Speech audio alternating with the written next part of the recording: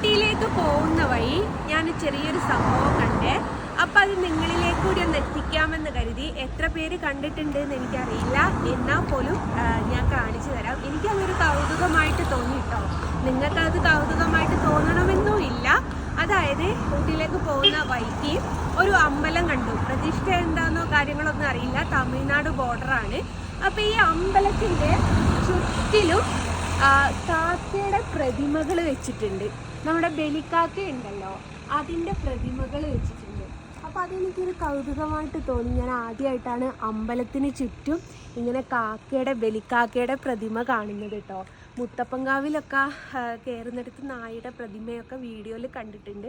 പക്ഷേ ഇത് ആദ്യമായിട്ടാണ് ഇങ്ങനെ ഒരു കാക്കയുടെ പ്രതിമ കാണുന്നത്. അപ്പോൾ കണ്ടപ്പോൾ ഒരു കൗതുകം പോലെ തോന്നി. അപ്പം നിങ്ങളിലേക്കൂടി എത്തിക്കണം എന്ന് കരുതി. പിന്നെ എത്ര പേർക്ക് ഇത് അറിയാമെന്നൊന്നും എനിക്കറിയില്ല കേട്ടോ. ഏതാ പ്രതിഷ്ഠ എന്നുള്ളതും എനിക്ക് അറിഞ്ഞൂടെ.